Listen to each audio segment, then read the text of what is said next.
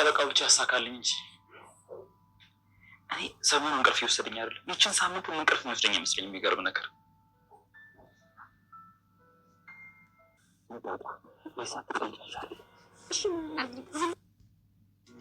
ወደ ውጭ ልሄድ እንደሆነ ነገርኩት። ጠበቃው ደውሎልኝ ነበር።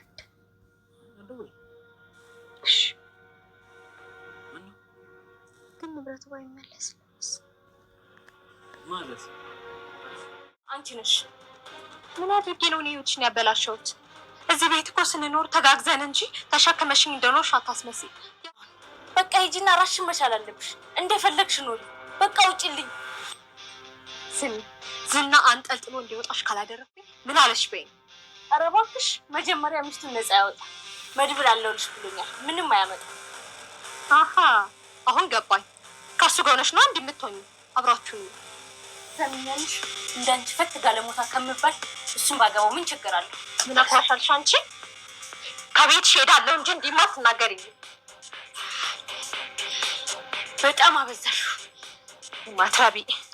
ዳጣና ደላላው ዛሬ እኮ በሳቅ ፈጁን ቤተሰብ። ወይኔ በስማም እንደ ዛሬ ስቄ አላቅም ማለት ነው። እንደው እንዴት አይነቶት ሁለት ወረኞች ማለት ነው ቤተሰብ።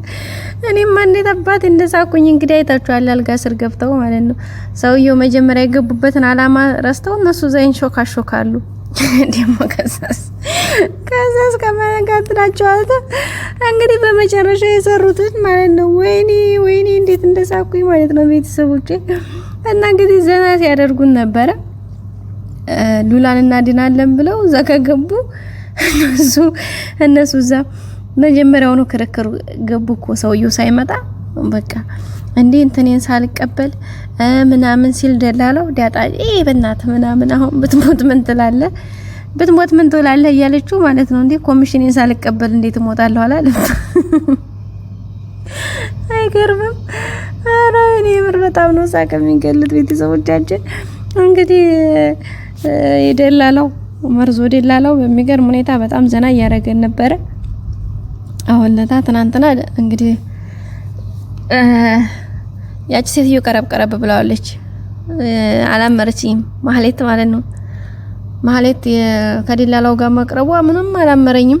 እሱም እንግዲህ ፈራፈራ እያረጋት ነው። ግን ያው ብር ካሳዩት ደግሞ ያው የደላላው ነገር ታውቃላችሁ ላሽ ነው የሚለውና እንግዲህ የብሩ እንዳይሆንበት ፈርተናል እንጂ በጣም ደስ በሚል ሁኔታ እንግዲህ ዳጣና ደላላው በጣም ዘና ነው ያደረጉን። እንግዲህ በራሳቸው ጊዜ ሲነካኩ ሽጉጡን ተክሰው እሱማ ዛው ፌንት ተፈና እንዲያጣማት ይሻላለች ከይዝም እንደውም መቤቴ ቢያንስ እንጥጥ እንኳን ዘላ እንኳን ብላ ወጣች ማለት ነው። በነገራችን ላይ ዙሮ በዛም ሆነ በዚህ ያው ሰውየው ራስ ድንግጠው ሰደውታል። ዋናው ልጅቷ እንዳያጠቃት አይደል ነበር አላማቸው። ስለዚህ እንግዲህ በሚፈልጉት መልኩ ሰውየው እንዲሄር ነው። ሰውየው ሄዶላቸዋል እና ዳጣ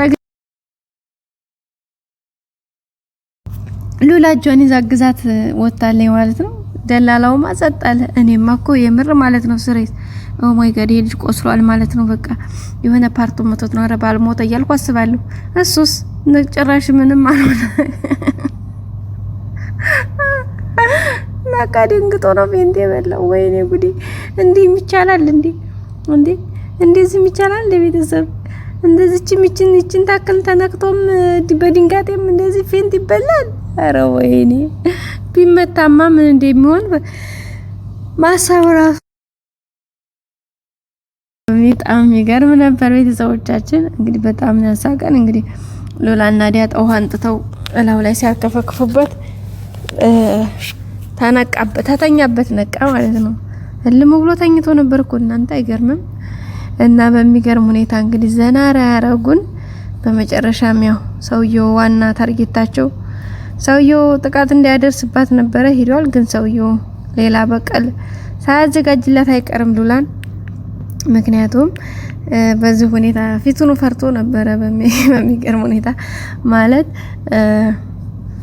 ባልሽ እንደብቀሽዋል እንዴ ሲላ ምንድነው ኮቴው ምናም እያለ ነበርና በፊት አረ ድመት ነች እያለ ነበር ሉላ ማለት ነው።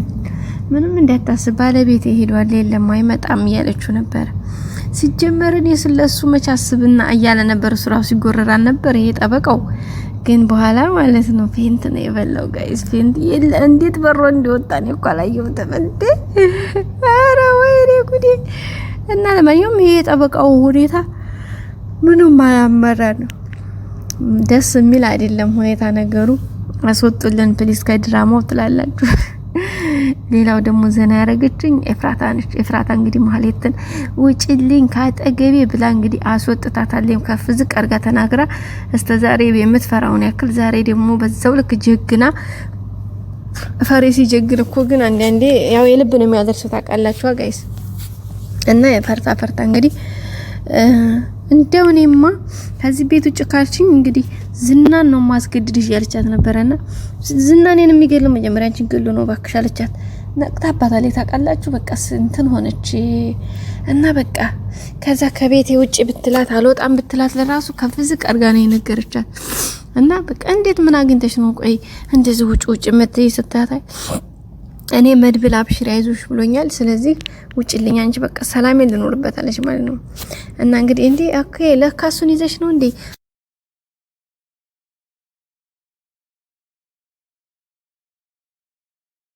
ተብዬ ተመቀመጥ ዝኔ መድብልን ባገባ ክብሬ ነው አለች። እናንተ ረረረረረረ ኤፍራታ ጨምራለች።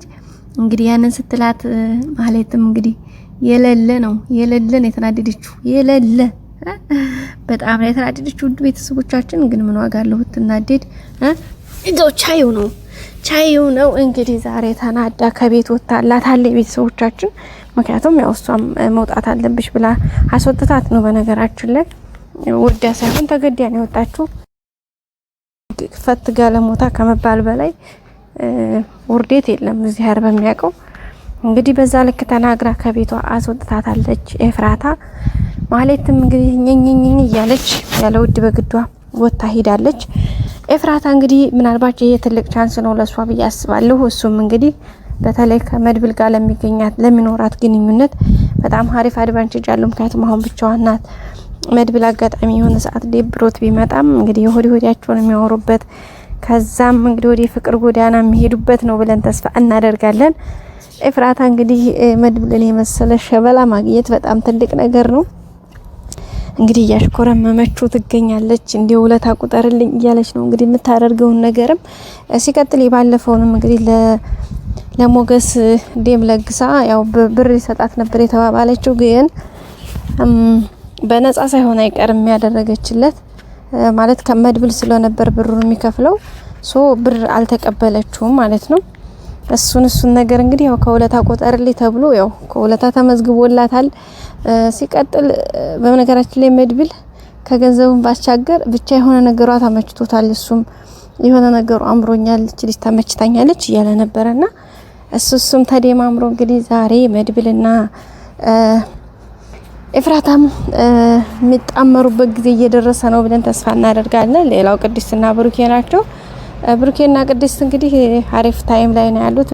ብሩኬ ዛሬ ሌሊት ከቅድስቴ ጋር ሂዷል። እንግዲህ ሂዶ ያው አብረው ካደሩ ያው ብር አምባሩ መሰበሩ አይቀርም። በዛም እንግዲህ ቅድስቴ እርግዝና መፈጠሩ አይቀርም። ስለዚህ ያረገዘች ማለት ደግሞ ሚስት ሆነች አይደለ? በቃ ከዛ ሁኔታዎቹ ወደ መጠናቀቅ ጎዳና ሄዱ ማለት ነው። ትንሽ የሚያስጠላው እንግዲህ ያው የሉላና የሞገስ ጉዳይ ነው። እሱም እንግዲህ ጠበቃ የሚባለው ነገር ነው። ትንሽ ነገሮች ወሰብሰብ ሳይሉባቸው አይቀርም። እሱንም እንግዲህ መፍትሄ መገኘት አለበት። አንደኛ ሞገስ ማወቅ አለበት፣ ሁለተኛ እነ መድብልና እነ ብሩክ ከዚህ ቦታ ላይ መግባት አለባቸው ብዬ አስባለሁኝ። እናንተስ ምን ትላላችሁ? ወደ ቤተሰቦቻችን ሀሳብ አስተያየታችሁን በኮሜንት አስቀምጡልኝ። ላይክ የረሳችሁ ላይክ አድርጉ። መልካም ጊዜ። አመሰግናለሁ።